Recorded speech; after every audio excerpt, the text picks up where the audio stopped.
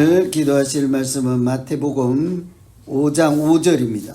5절 다 같이 봉독합니다. 시작. 온유한 자는 복이 있나니 그들이 땅을 기업으로 받을 것이며. 한 번 더 합니다. 시작. 온유한 자는 복이 있나니 그들이 땅을 기업으로 받을 것이며. 아멘. 새해 모든 사람이 복 많이 받으세요. 진심으로 이렇게 하고 어느 나라나 마찬가지일 것입니다. 복 받으세요. 이렇게 복에 대한 얘기를 많이 하죠. 그런데 어떻게 받으라는 얘기는 안 해줘요. 그죠? 복 많이 받으세요. 이제 알아서 받으세요. 아니 근데 성경에는 복을 많이 받는 요령들, 방법들이 많이 기록되어 있죠. 여기저기에 많이 순종하는 자가 복을 받고, 또 시편에 보면 그 마음의 말씀을 주야로 묵상하는 자가 복 있는 사람이다. 이렇게 하고, 또 오늘 말씀에 마태복음 5장에도 복 있는 사람이 어떤 사람인가, 어떻게 해야 복을 받는지가 여러 차례 이렇게 강조해서 나오고 있죠. 그런데 참 쉽지 않은 것이 우리 생각하고 많이 달라서 문제예요.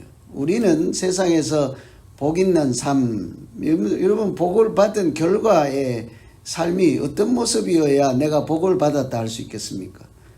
연세 드신 분들은 건강하면 건강에 복을 주셨다 이렇게 할 수도 있을 것이고, 물질적으로 가난하지 않으면 풍요에 복을 주셨다 이렇게도 할 것이고, 여러 가지로 이렇게 할 수 있는데, 이 성경은 그 세상 방법들하고는 좀 항상 다르다 하는 느낌이 있죠.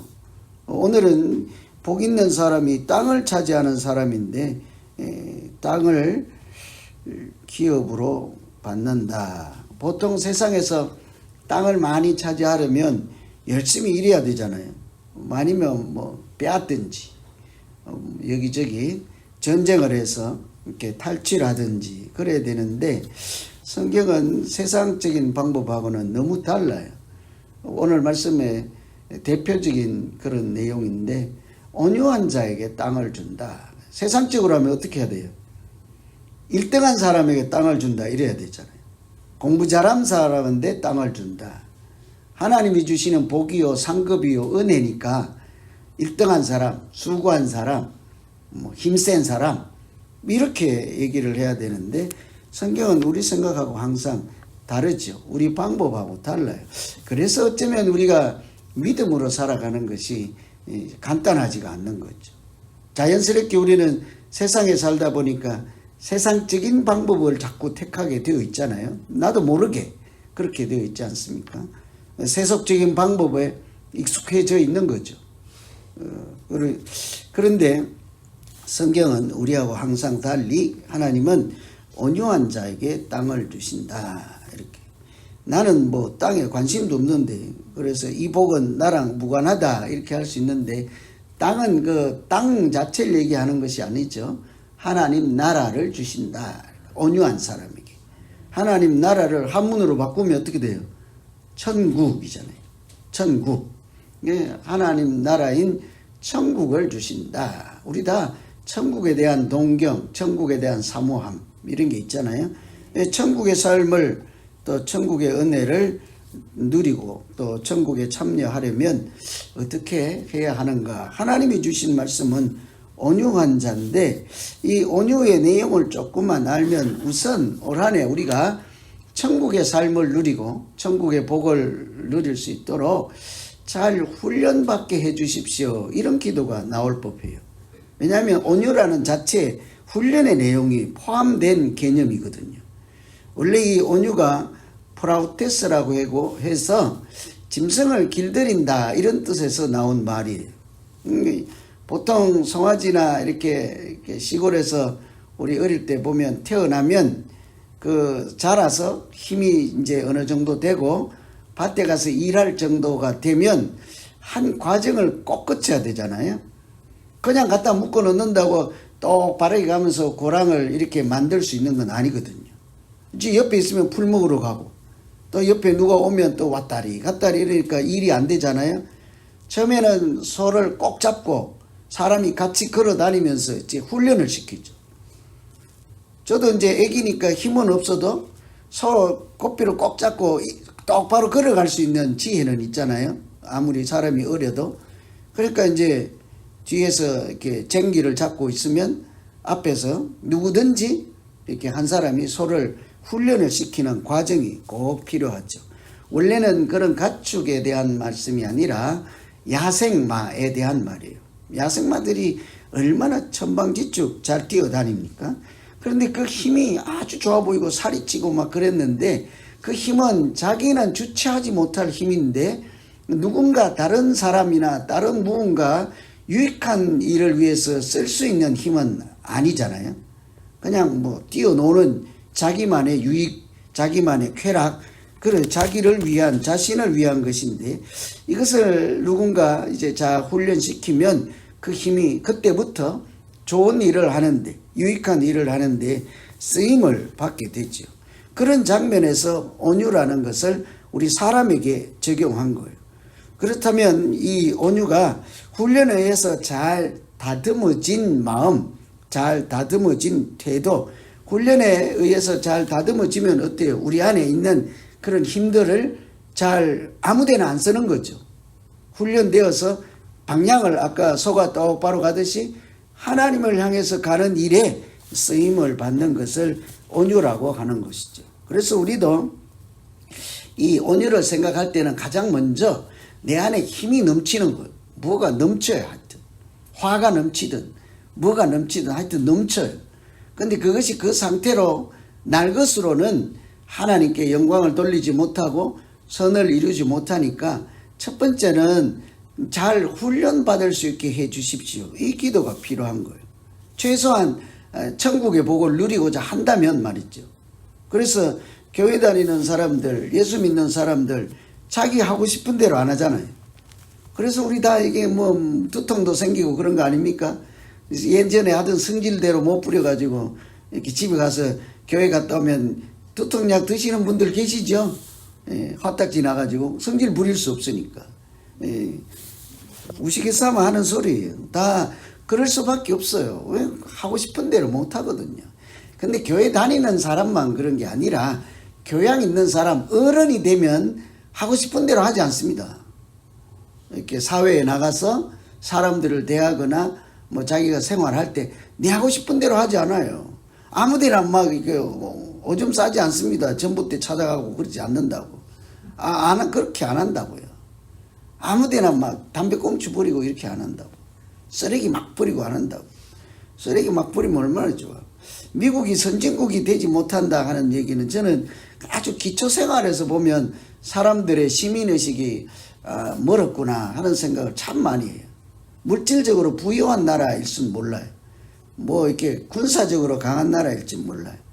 근데 민초들의 의식은, 시민의식은 멀었구나. 그러니까 아직도 도둑이 일끌고 대낮에 강도떼들이 있고 그러지 않습니까? 그래서 이 자기가 하고자 하는 대로 하지 않고 절제하고 이렇게 바르게 쓸 수 있는 사람을 어른이라 하잖아요, 우리가. 그죠? 믿음 생활도 마찬가지인 거예요. 그래서 매튜 헨리라는 성경 주석학자는 온유한 사람은 하나님 앞에서 말씀과 그 징계에 복종하는 사람이며 그랬어요. 말씀에도 복종하지만 거기에 보면 뒤에 뭐가 있어요? 징계에 복종하며 라고 되어 있죠. 그리고 하나님의 길을 따르며 그의 계획에 동의하며 인간들에게 관대하게 대하는 사람들이다. 그래서 온유의 특성을 알 수 있죠. 그래서 온유를 한마디로 줄여서 하면 자기 능력이나 힘을 함부로 쓰지 않고 하나님의 다스림을 받아서 선하게 사용하는 것을 온유다 이렇게. 뭐든지 똑같아요. 마음이든지 말이든지 힘이든지 돈이든지 뭐든지 뭐 이렇게 쓸 수 있는 것을 함부로 쓰지 않고 하나님의 다스림을 따라 이렇게 절제하며 선한 용도로 쓴다. 우리가 아유 나는 자제력이 없고 성격이 급해갖고 나랑 해당 안 돼요 라고 할 수도 있는데, 그런데 이게 이렇게 온유라고 하는 것이 대충 믿음 생활 잘하세요가 아니고 천국과 관련되어 있다는 것을 생각하면 그냥 넘어갈 수가 없는 거예요. 성령의 열매 중에 온유가 들어갑니까? 사랑과 희락과 뭐죠? 9개인데 예? 들어가요? 사, 희, 화, 오, 자, 양, 중, 온 들어가는 얘기. 온유 들어가죠? 성령의 열매에 들어가요. 사이와 오자양 중원절 9개잖아요. 3, 4만 9. 온유 있잖아요. 온유 들어갔죠. 성령의 열매가 우리 하나님 성령 충만케 해주십시오. 성령의 열매가 있게 해주십시오. 하는데 아니 온유만 빼고 해주십시오. 이러지는 못할 거 아니에요. 아주 중요한 것 중에 하나님이 가지고 계신 테마 중에 아주 중요한 게 온유거든요.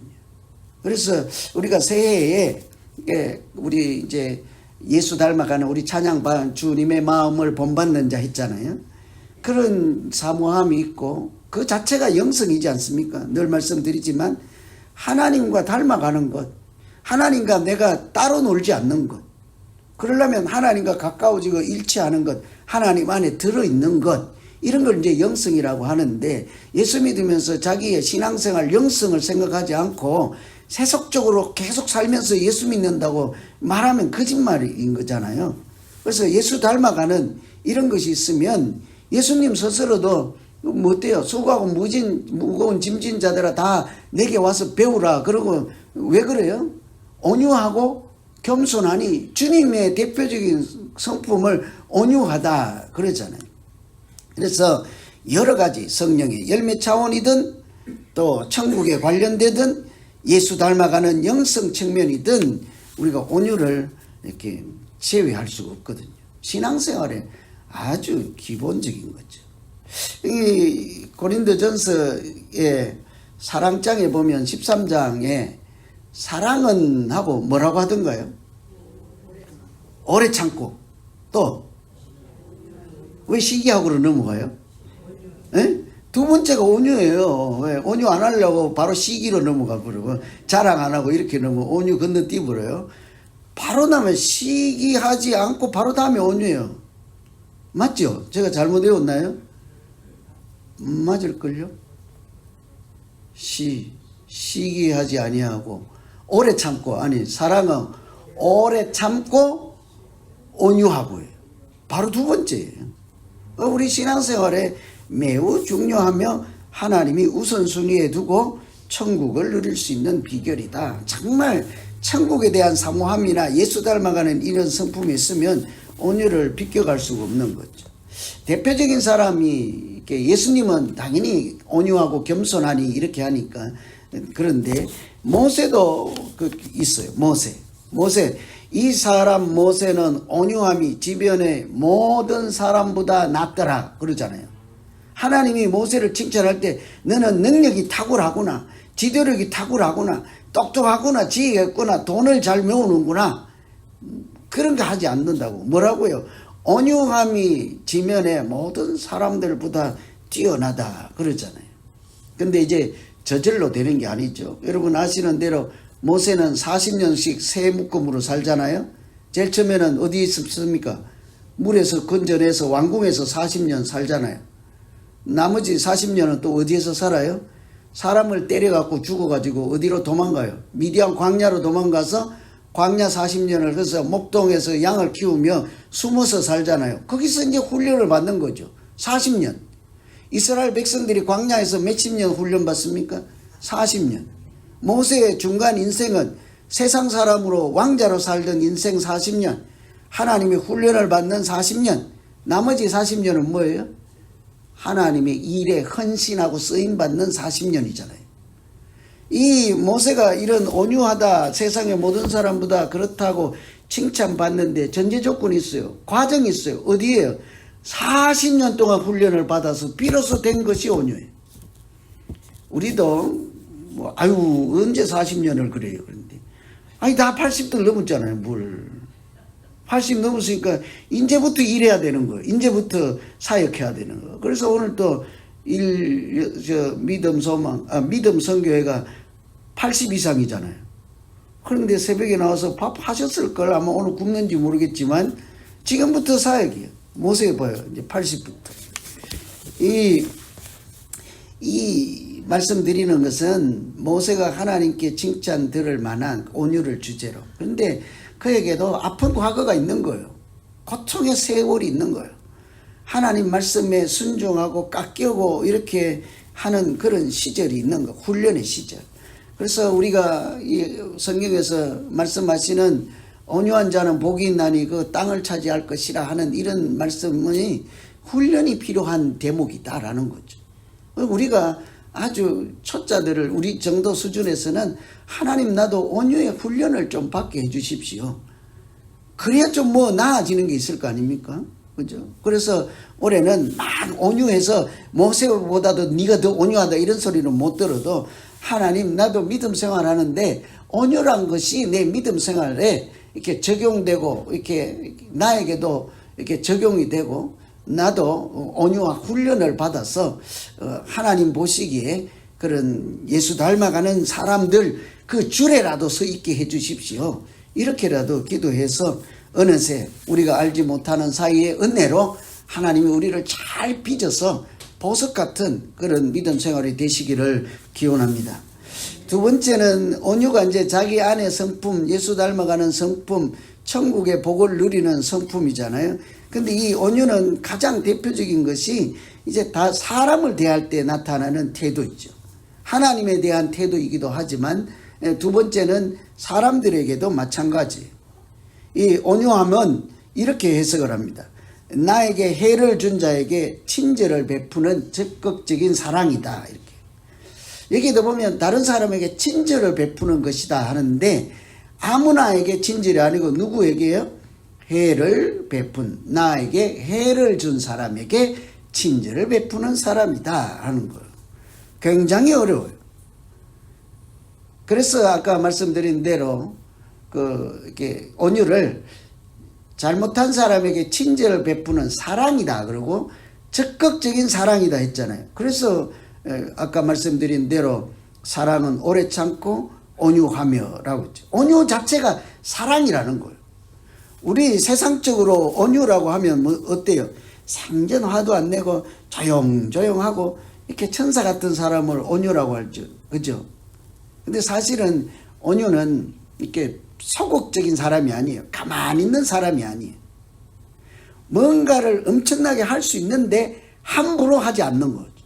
훈련받은 대로 하는 건데 사람들에게도 그런데 사람들 막 가끔 욕하고 싶잖아요. 그런데도 욕을 안 하는 것이 온유예요. 나를 해코지 하는데도 선하게 대하는 것이 온유라는 거죠. 그래서 힘든 거예요. 아니 그 힘든 걸 왜 자꾸 하라 그래요. 새해부터. 그냥 뭐 안 그래도 복잡해 죽겠네. 그죠? 근데 이 온유라는 게 말씀드린 것처럼 우리 믿음 생활에서 뺄 수가 없는 거예요. 여러 차원에서. 아까 말씀드린 그런 차원에서. 특히 이 마태복음은 천국 시민들의 성품이자 예수님의 성품이기도 하고 예수 닮아가는 길이기도 하잖아요. 그래서 복을 누리는 길인데 그냥 무턱대고 올 한 해 하나님 복을 주세요가 아니라 예수 닮은 길에 서 있을 때 하나님이 주시는 복을 누리게도 하시고 그런 복이 떠나지도 않는 행복한 믿음 생활이 되게 해 주십시오. 이렇게 기도해야 되지 않겠습니까? 그래서 이 초대교회 예수님 당시요 일찍부터 사람들이 그렇게 했다고요. 영성생활의 목적은 온유한 사람이 되는 데 있다. 이렇게 있어요. 유명한 말씀이에요. 영성생활의 목적은 온유한 사람이 되는 데 있다. 틀린 말이 아니죠. 우리는 조금 우리 수준으로 낮춰서 이렇게 영성생활의 목적은 친절하는 사람이 되는 데 있다. 이렇게 해석할 수 있죠. 조금 더 이렇게 한 단계 낮춰서 구체화시킨 거죠. 우리 예수 잘 믿는 것은 친절하기 위함이다. 이렇게 해도 틀린 말이 아닌 거죠. 예수 잘 믿는 것은 믿음은 곧 사랑이다라고 늘 말씀드리잖아요. 사랑 없이 믿는 건 거짓말이듯이 사람들에게 친절하지 않고 나 믿음 좋아요, 나는 영성생활이 은혜가 충만해요, 앞뒤가 안 맞는 말이 되고 말죠. 그래서 구약에서부터 시편에도 온유한 사람에게 하나님께서 이렇게 말씀하셨습니다. 온유한 사람을 공의로 인도하시며 온유한 사람에게 당신의 뜻을 가르쳐 주신다. 하나님이 온유한 사람에게 공의로 인도해 주신다. 온유한 사람을 인도하시고 온유한 사람에게 하나님의 뜻을 주신다. 이렇게 했죠.